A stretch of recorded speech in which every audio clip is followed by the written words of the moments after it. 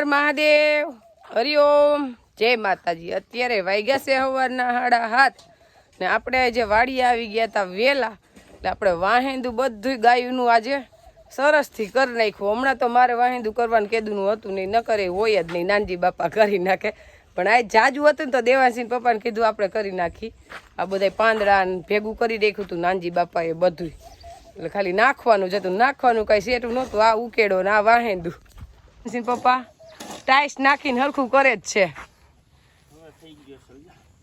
એવું જ લાગે છે અત્યારે ખેડૂને કે સોમાહું આવી ગયું છે। વરસાદ આવે ને એટલે ઈ તો પ્રશ્ન રહેવાનો જ છે। એટલે અહીંથી બધા પાંદડા નતા ને બધા ભેગા કરીને લઈ લઈ તો હુકાય હોય ખાલી 15 મિનિટનું કામ, પણ લાગે ગંધાર। અત્યારમાં એક્સરસાઇઝ થઈ જાય, અત્યારે જો પરસે વરી જાય અને કસરત થઈ જાય। ઈ સારું, ઈ તો કહું છું। દુજાના રાખી તો ઈ ફાયદો થાય કે કસરત કરવા ન જવી પડે, સવારમાં ફરજિયાત કરવી જ પડે। અમે કામ કરીને ઈ જ સારું શરીર માટે। તો હવે ગંગા થોડીક તાજી થઈ હોય ને એવી દેખાય છે, લાઈટમાં આવી એમ અત્યારે। હજી જોઈ એવી તો થઈ જ નથી, આપણે તો ગંગા આમ હાથે જ એવી તાજી થઈ જવી જોઈએ। એને હાસવી છે ને એ પ્રમાણે તાજી નથી। હા, નકર નાનજી બાપા જો આમ આખો દિવસ આની ઉપર નીર નાખ્યા જ રાખે। હે દૂધ ધર્યું ને એટલે એમાં ભલે તાજી થાય એવું કઈ નથી, પણ દૂધ ધર્યું જાજુ એટલે એમાં ફેર પડે। દૂધ ખાતી એટલે એને તાજું થવાનું ઓછું હોય, બસ દૂધ બની જાય। અત્યારે ખવડાવીને એનું દૂધ બની જાય, ના થઈ જાય જો તાજી। હજી એને કઈ દોવાની ઉપાધિ ન હોય ને એટલે થઈ જાય, એને ખાઈ એ બધું તાજું જ થવાનું હોય।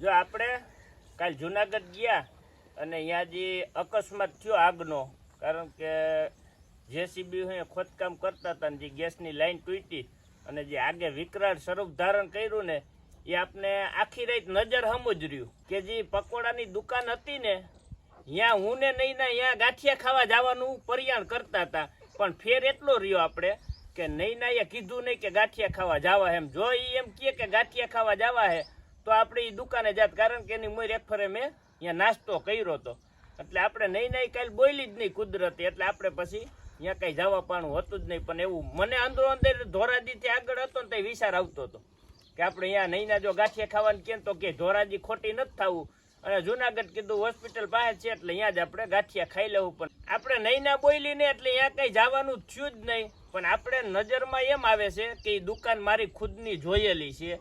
હું મરચું પાવડર લઈને જતો ને તો અહીંયા દુકાન પાસે જ ઉપતો, એટલે મને એ હાવ નજરો નજર દેખાય છે કે એ અંદર નાસ્તો કરતા છે, અને એકદમ પરબારું આગે એટલું વિકરાળ સ્વરૂપ ધારણ કરી લીધું કે બિચારા નાસ્તો કરતા હતા એ વ્યક્તિ, એને નીકળવાનો વેત ન આવ્યો। એમાં એક ભાઈ છે, એક છોકરી ને એક બેન, 3 જણા ગુજરી ગયા છે।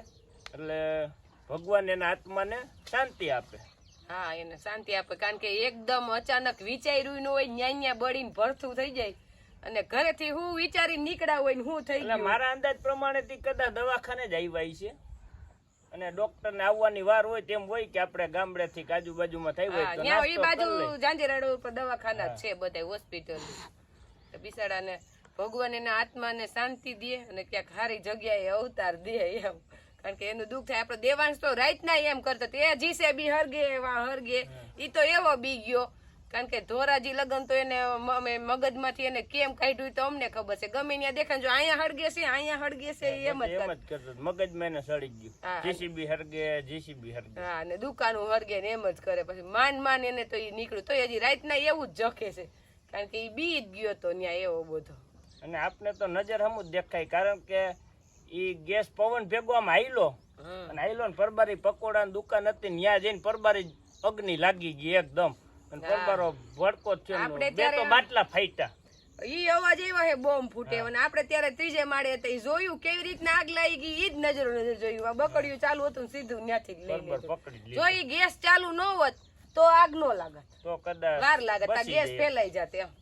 એ ગેસ ચાલુ હતું ને એટલે લાગ્યું, અને હવે આપણે તો ઉપાધિ તો બધાય માથે આફત તો છે જ, વાવાઝોડાની, યુદ્ધની બધી। જ્યોતિષકારો એમ કહે છે કે 18-19 તારીખ લગી આગના બનાવ બને ને અકસ્માત થાય ને યુદ્ધ ઉપડે, એવા સંકેતો કીએ એટલે 18-19 તારીખ પછી થોડુંક હરવું થઈ જાય એટલે 19 તારીખ લગી આપણે સાવચેત રહી ભાડ ભરવાળી જગ્યાએ ન જાય ક્યાંય એવા ભયંકર કામ હાલતા હોય એનાથી સેટા રહી અહીંયા નાસ્તો કરવાનો ધ્યાન રાખવું હોય કે દુકાનોમાં ક્યાંય પણ કામ હાલતું હોય ત્યાં જવાય જ નહીં, ભૂખ્યું રહી જવાય.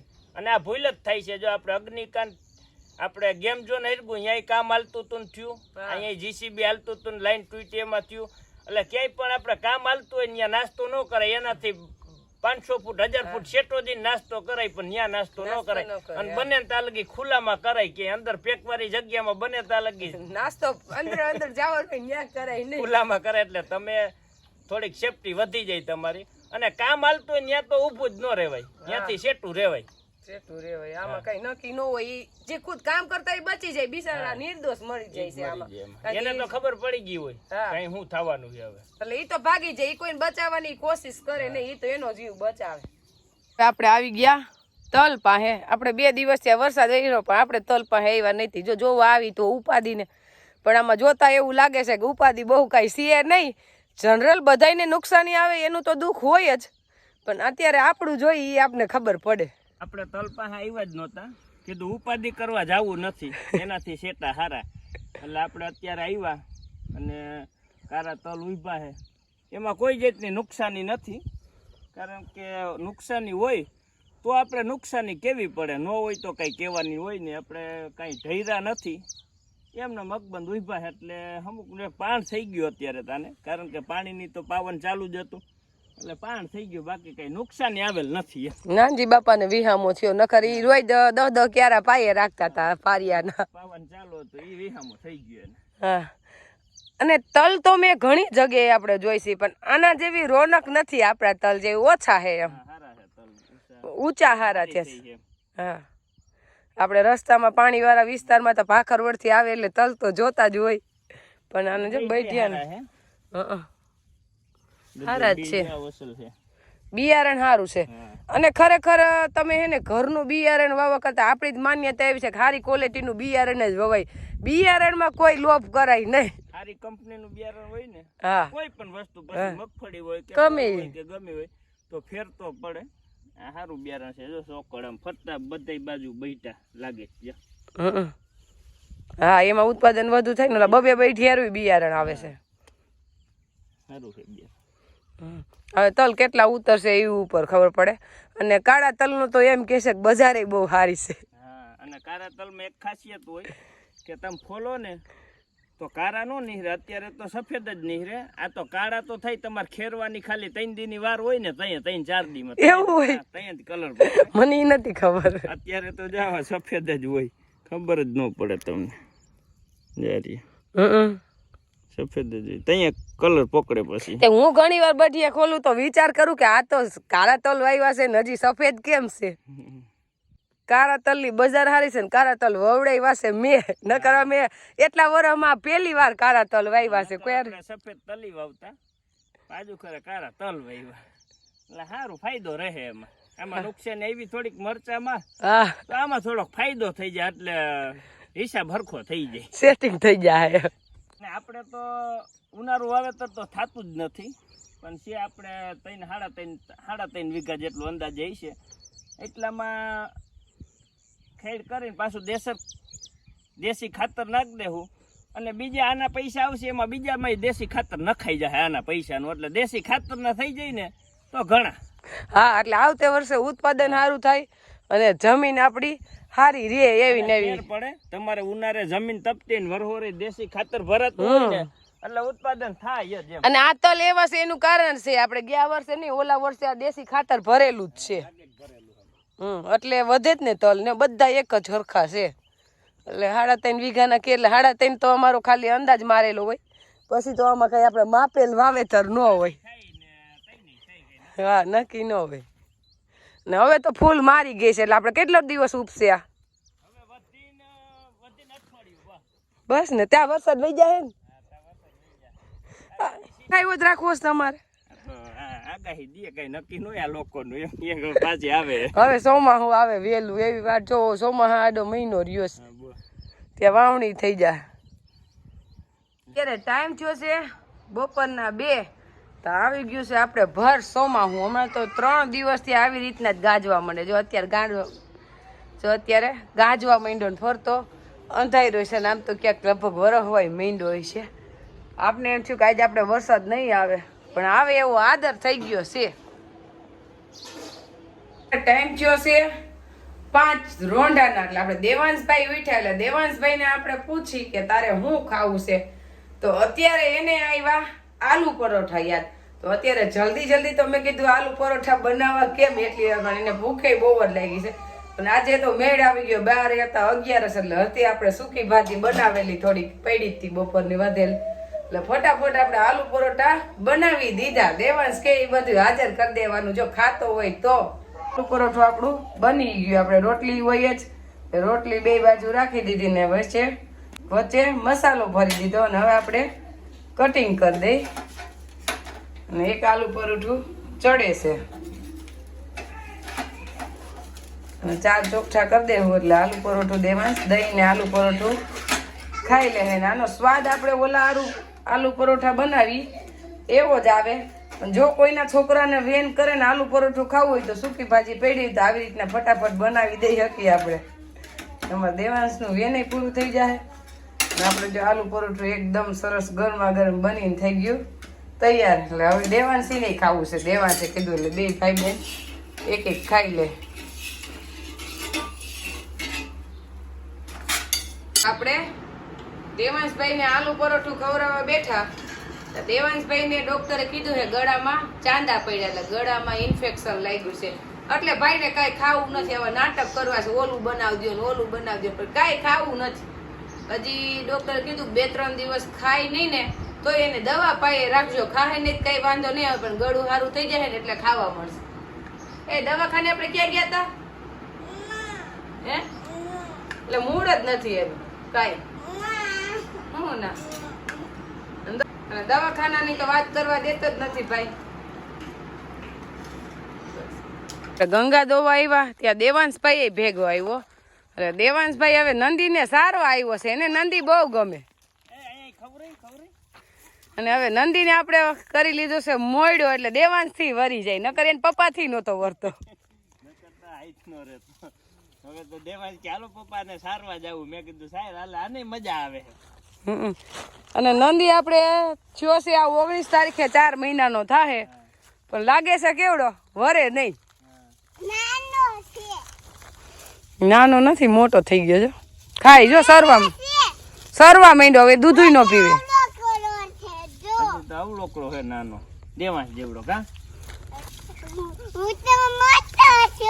તો કેના જેવડું મોટું થવું તારે? તારે મોટું કેવડું થવું છે? આવડું કેવડું? હનુમાન દાદા હોય ને એવડું થવું છે એમ ને? તો હનુમાન દાદા કોઈથી બીવે નહીં, તું નો બીન?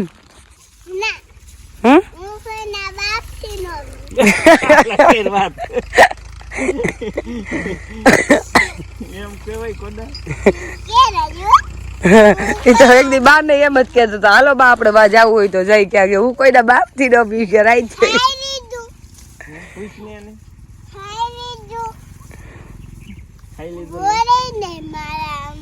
એ નંદી બોલ દેવાંશ સામુ પૂજી. હાલો લઈ લે.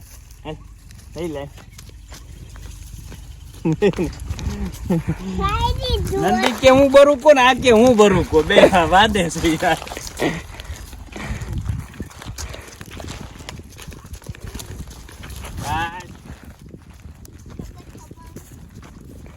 દેવાંશ મજા આવી ગયો. નંદીન મોયડો થઈ ગયો એટલે નકર નંદીન તું ચાલી હે. અમને જવાબ ન દેતો. નાનજી બાપાને નો જવાબ દે. નાનજી બાપા કે હવે મોયડો કરવો જ કરું, નકર હું નથી છોડવાનો કે ઠકવે છે. ગંગા હમણાં દેખશે ને દેવાંશ તો ખારી થવાની છે કે મારા નંદીને કેમ લઈ ગયા એમ.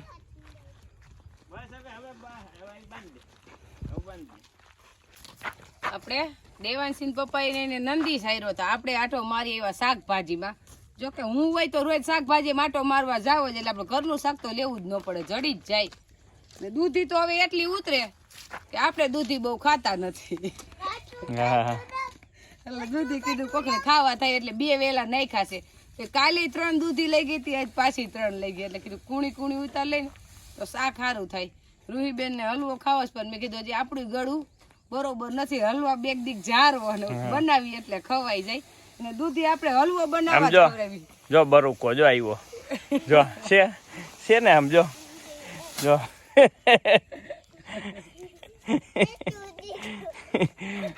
અરે એની વાત ન થાય, એને કઈ શીખવાડવું જ નહીં પડે.